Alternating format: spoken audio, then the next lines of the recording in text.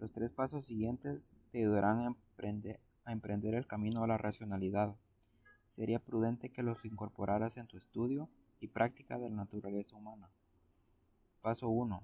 Reconoce los sesgos.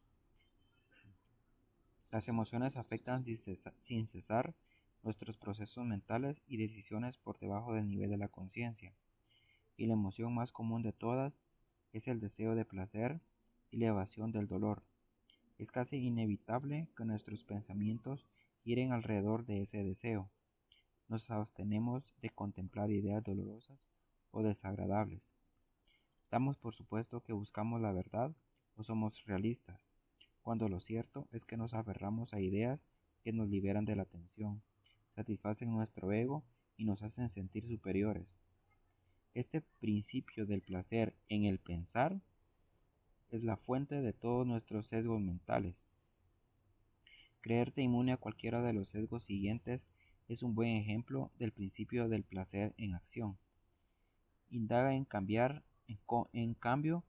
cómo operan en ti y aprende a identificar esa irracionalidad en los demás. Sesgo de confirmación. Considero las evidencias y tomo decisiones a través de procesos más o menos racionales. Para convencernos de que llegamos racionalmente a una idea, buscamos evidencias que sustenten nuestra opinión. ¿Qué podría ser más objetivo o científico que eso? Pero debido al principio del placer y su inconsciente influencia en nosotros, nos las arreglamos para dar con las evidencias que confirman lo que queremos creer. Esto se conoce como sesgo de confirmación. Podemos ver este sesgo en operación en los planes de la gente, en particular los que implican grandes apuestas. Un plan se hace para poder llegar a un objetivo deseado. Si la gente estimara las consecuencias negativas y positivas, quizá temería actuar. Es inevitable entonces que, sin darse cuenta de ello, opte por la información que confirma el resultado deseado, el escenario color de rosa. También vemos en operación este sesgo cuando la gente busca consejo. Esta es la perdición de los consejeros. Al final, lo que la gente desea oír es que un experto confirme la validez de sus ideas y preferencias. Interpretará lo que dices a la luz de lo que quiere escuchar. Si tu consejo es contrario a sus deseos, buscará la manera de subestimar tus opiniones, tu supuesta pericia. Entre más poderosa es una persona, más sujeta está al sesgo de confirmación. Cuando investigues este sesgo en el mundo, analiza las teorías que parecen demasiado buenas para ser verdad. Suelen basarse en estudios y estadísticas, muy fáciles de encontrar una vez que te convences de que tu argumento es correcto. En Internet es muy sencillo hallar estudios que apoyen a ambos lados de una cuestión. En general, nunca aceptes la validez de una idea sobre la base de que se apoya en evidencias. Examina estas a la luz del día, con todo el escepticismo que puedas. Tu primer impulso debería ser buscar pruebas que desmientan tus más caras creencias y las de los demás. Esto es ciencia de verdad. Sesgo de convicción. Creo tan firmemente en esta idea que de seguro es cierta.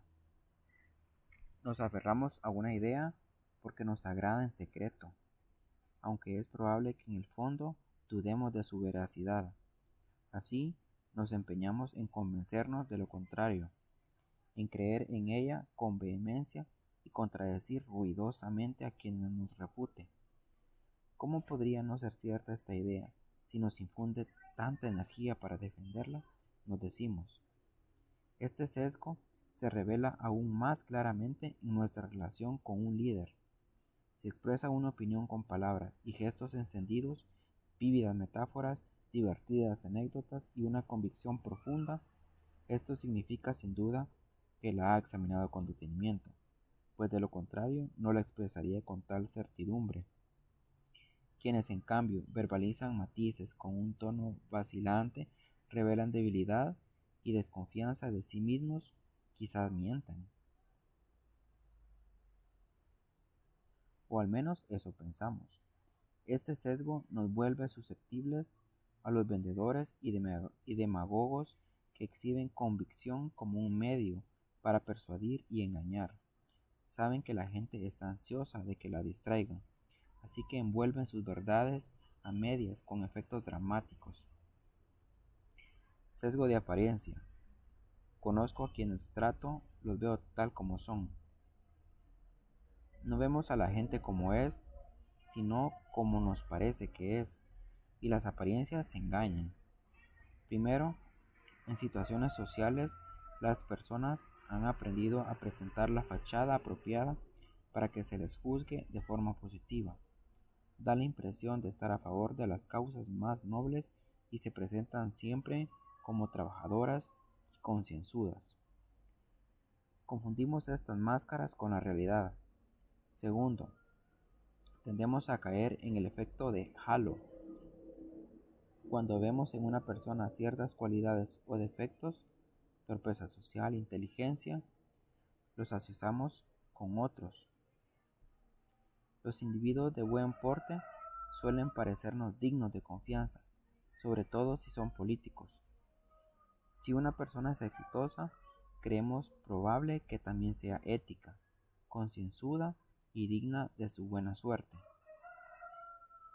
Esto encubre el hecho de que muchos sujetos que destacan lo consiguen mediante acciones menos que éticas, que ellos ocultan astutamente. Sesgo grupal. Mis ideas son mías. No escucho al grupo. No soy conformista.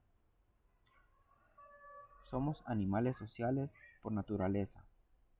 La sensación de aislamiento, la diferencia del grupo, es deprimente y aterradora. Experimentamos un enorme alivio cuando encontramos a otros que piensan como nosotros. De hecho, nos sentimos motivados a adoptar ideas y opiniones ajenas, justo porque nos brindan alivio.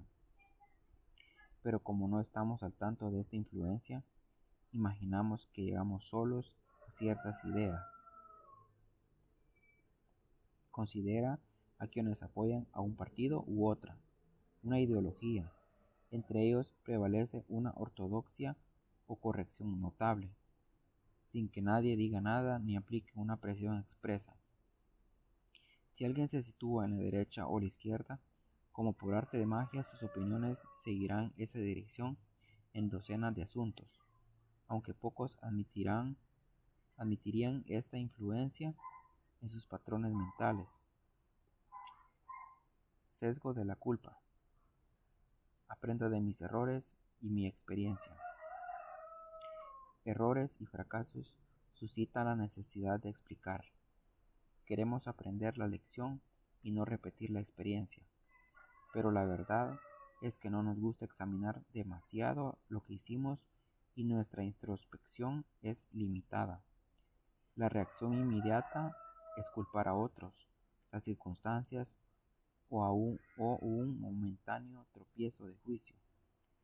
La razón de este sesgo es que a menudo nos resulta demasiado doloroso aceptar nuestros errores, porque ponen en duda nuestra sensación de superioridad y lastiman nuestro ego. Seguimos el procedimiento, fingimos que reflexionamos en lo que hicimos, sin embargo, con el paso del tiempo, emerge el principio del placer y olvidamos la pequeña parte que nos atribuimos del error. El deseo y la emoción nos ciegan otra vez, repetimos el mismo hierro y pasamos por el mismo proceso de recriminación moderada. Seguimos por el olvido hasta el día de nuestra muerte. Si en verdad la gente aprendiera de su experiencia, habría menos errores en el mundo y toda trayectoria profesional iría siempre en ascenso. Sesgo de superioridad. Soy diferente, soy más racional que los demás y más ético también. Pocos dirían esto en una conversación, dado que suena arrogante, pero en numerosos estudios y encuestas de opinión, cuando a las personas se les pide compararse con los demás, suelen expresar esta idea, aunque con algunas variantes. Es el equivalente de una ilusión óptica. No podemos ver nuestras faltas e irracionalidades, solo las ajenas. Así, por ejemplo, creemos que los miembros de otro partido político no basaron sus opiniones en principios racionales, a diferencia de quienes están en nuestro bando. En el frente ético, pocos de nosotros admitimos que hemos recurrido a un engaño o manipulación en nuestro trabajo, o que hemos sido astutos y estratégicos en el desarrollo profesional. Todo lo que tenemos, o al menos eso pensamos, es fruto de nuestro talento natural y arduo trabajo. A los demás les atribuimos en cambio toda suerte de tácticas maquiavélicas. Esto nos permite justificar lo que hacemos, sean cuales fueren los resultados. Nos sentimos muy presionados a imaginar que somos individuos racionales, decentes y éticos.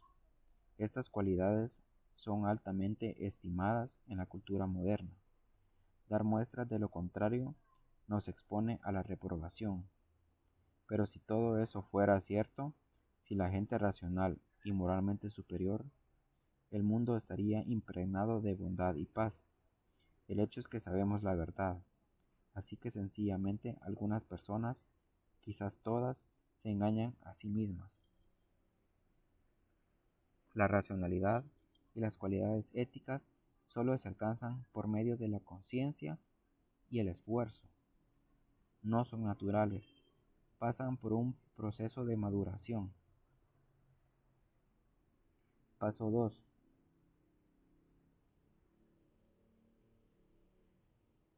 Paso 2. Ten cuidado con los factores explosivos. Las emociones de grado inferior afectan continuamente nuestro pensamiento y se originan en nuestros impulsos, como el deseo de tener pensamientos agradables y reconfortantes. La emoción de grado superior, en cambio, llega en cierto momento, adquiere un tono explosivo y se origina por lo general en algo externo, una persona que nos exaspera o circunstancias particulares. En este caso, el nivel de excitación es más alto y atrapa por completo nuestra atención. Cuanto más pensamos en la emoción, más fuerte se vuelve, lo que nos lleva a concentrarnos más en ella y así sucesivamente. Nuestra mente se embebe en la emoción y todo nos recuerda nuestra cólera o entusiasmo. Nos volvemos reactivos. Como somos incapaces de soportar la tensión que esto provoca, la emoción de grado superior suele culminar en un acto precipitado de consecuencias desastrosas. En medio de un arranque así, nos sentimos poseídos, como si un segundo ser límbico se apoderara de nosotros. Más vale que tomes conciencia de estos factores, para que evites que tu mente se abstraiga y prevengas una acción liberadora que acabarás por lamentar. Percibe también la irracionalidad de grado superior en los demás a fin de hacerte a un lado o ayudarles a regresar a la realidad. Disparadores en la infancia temprana.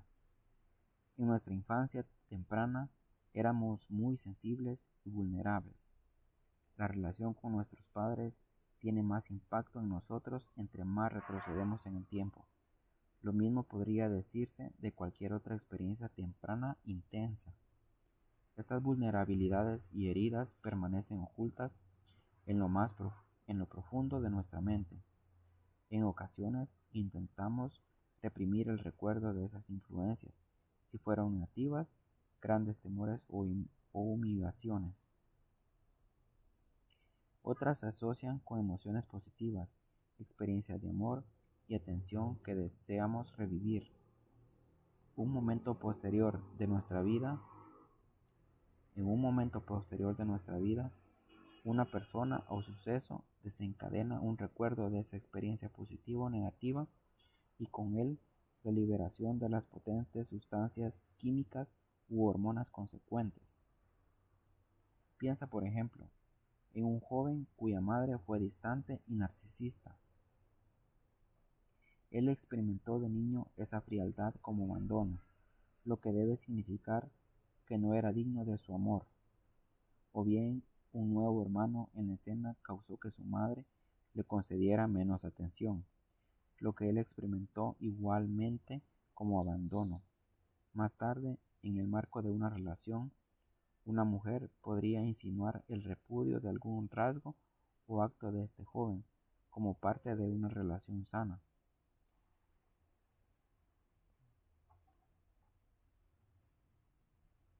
Pero esto activará en él un disparador. Imagina que como ella ha advertido sus defectos, pero esto activará en él un disparador. Imagina que como ella ha advertido sus defectos, lo abandonará.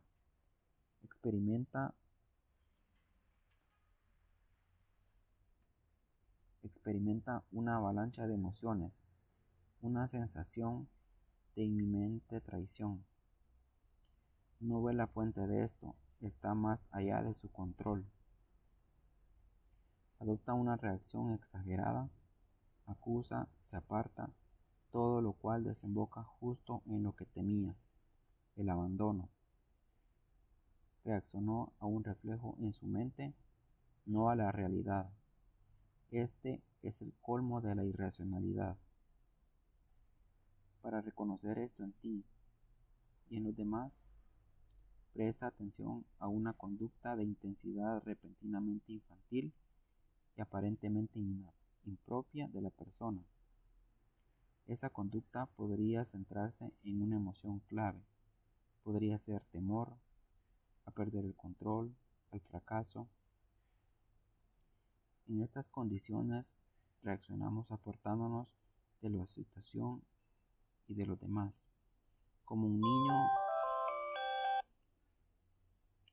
niño cuando se hace un ovillo. En estas condiciones reaccionamos apartándonos de la situación y de los demás, como un niño cuando se hace un ovillo.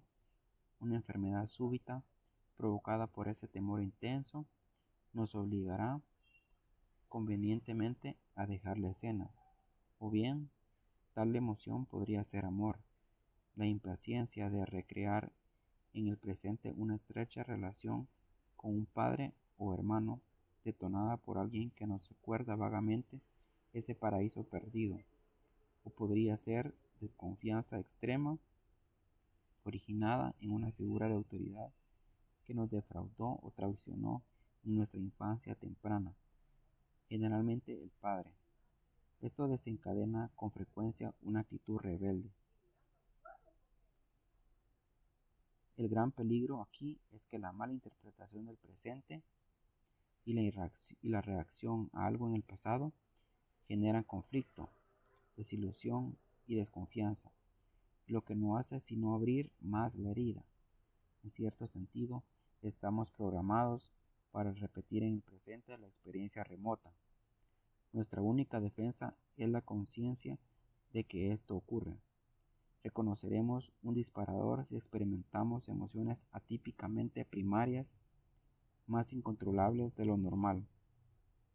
Ellas provocan lágrimas, una honda depresión o demasiada esperanza. Las personas bajo el influjo de esas emociones suelen tener un tono de voz y un lenguaje corporal distintos, como si revivieran físicamente un momento de las primeras etapas de su vida. En medio de un arrebato de esta índole, debemos distanciarnos y contemplar su fuente posible, una herida en infancia temprana, así como los patrones en que nos ha encerrado. Esta comprensión de nosotros y nuestras vulnerabilidades es un paso clave hacia la racionalidad.